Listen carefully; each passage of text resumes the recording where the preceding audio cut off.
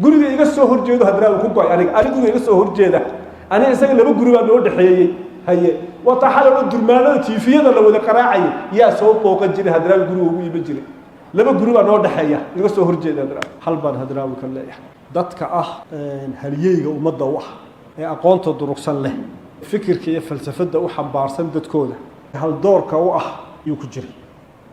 ama gabay ha u noqoto ama hayna hawga tusaaleeyo ama baraarujin ha noqoto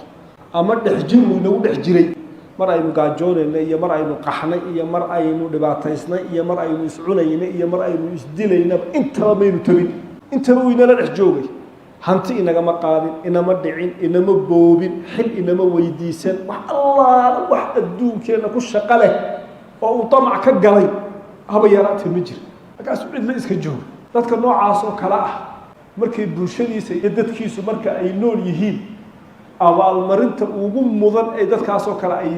ay inagu leeyihiin mataqaanaa abaalmarinta ugu weyn ee inaga filaya waxa weeye wanaagii ay farta inoogu fiiqeen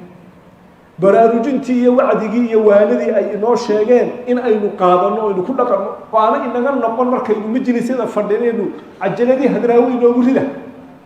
inagoo maqan maskaxdeenu maqan tahayba ina dhegaysiiya aanay noqon aana inaga noqonin un maxay madadaalo inaana inaga noqonin in aqoontiisa inta la qeexo oo la qoro oo la tafatiro jaamacadaha la dhigo oo laga soo saaro intaasoo tusaale iyo halhaysyo laga soo saaro oo librariyadii la dhigo oo buugaag laga qoro oo tiifiyadii laga sii daayo oo la xidhaado afkaartaasu ka tegey iyo waxaasuu qofkaasi curiyey yurubtaa iyo waxa aad arkaysaan ee horu maraya maanta la leeyahay way horu mareen halkan waa laga kitaab idinka dhigay halkan waa laga idinku sheego idin tiriye 9 nin bay 9 hal door bayba lahaayeen baba gebigooduba kuwii kiciyay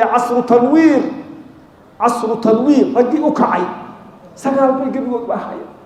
laakiin maxay sameeyeen yurubiyaanki gaalkii cadaan muxuu sameeyey hal doorkoodii iyo hoggaankoodii iyo falsafadoodii iyo aqoonyahankoodii iyo gabayaalkoodii ayay ku daba safteen oy raaceen oy qaateen wixii uu maxood oy u hiiliyeen weliba u hiilooday garab istaageen oy jaamacadihii iyo qaabkii wax loo dhigayo dhan la wada geliyey hal doorkaasi fikirka ayaa u keenay hadraawi inta la midka ah intaasoo madarasadood iyo intaasoo tajrubadood uu soo maray muxuu ku dambeeyay hadraawi wuxuu ku dambeeyay alfikra alislaamiya fikradii islaamka gabaygiisii dabahuwa wuxuu ku soo arooriyay 800 oo bayt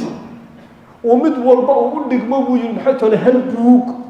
800 oo buug baa idinka tagay buu yiri oo dardaaran ah oo noloshaydii miirkeedii iyo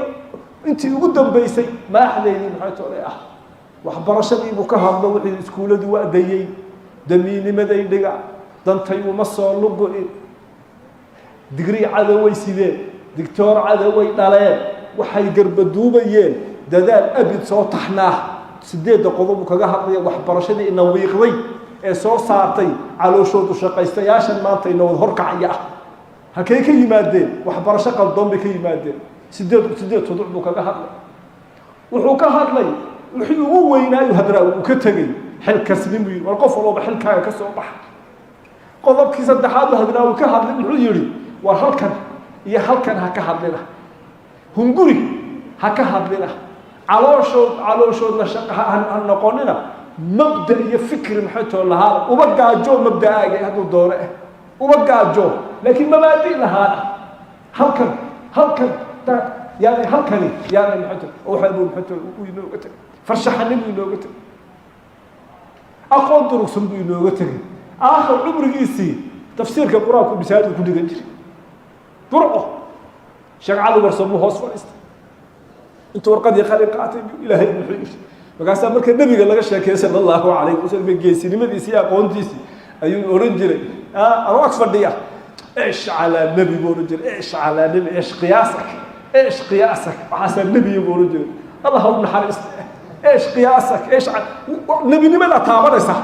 وحي وشيء وحي وتمي وحي وتحي وحي لابتي سكب وحي أيام القرآن القرآن هي يدا والسنة أيوني الله هو صح هو يدي وصوت بحشي هل كاس وكم جبوبي مركا وحي إجت طلعه dawlad iyo inta meesha maxatoolay isku haysata dhammaantood war adeerayaal fikirka odaygaas waynu soo aasi maanta ilaahayna waynu u bari doonaa waynu dabageli doonaa ilaahay waynu u bari ilaahay inuu dambigiisa dhaafo keenana dhaafo laakiin abaalmarinta dhabti waa maxay war hal doorkeena yaanu inagu dhex dhiman aqoontiisu yaana inagu dhex lumin dareenka dadka inagu dhex jira war yaana inagu dhex yabaasi yaana inagu dhex yabaasi aqoon-yahankeeni goblan buu inagu dhex noqday goblan ayuu inagu dhex noqday cid ka hoos qaado oo garab istaagta ma haysaan dadka war dadkeena aanu garab istaagno kaada aqoon iyo fikir iyo maskax iyo culum aad ku taqaana war garab istaaga oo u hiila garab istaaga adduun siiya laydin ma laha haba ha siiyana weligid ha idinku dhex gaajooda iminka ba idinku wada dhex gaajooda war ogahaye guriga iga soo horjeedo hadraawi ku go'ay aniga guriga iga soo horjeeda aniga isaga laba guri baa noo dhexeeyey haye wata xalalo durmaanada tiifiyada la wada qaraacay yaa soo booqan jiray hadraawi guriga ugu iman jiray laba guri baa noo dhexeeya iga soo horjeeda hadraawi waxaa maanta wada durmaan tumanaya ee wada tiifiyada ka soo wada baxaya hal yay buu ahaa war agteenu xaalkiisa ilaahay baa uga soo noolaa xasbi allah wa ni'mal wakiil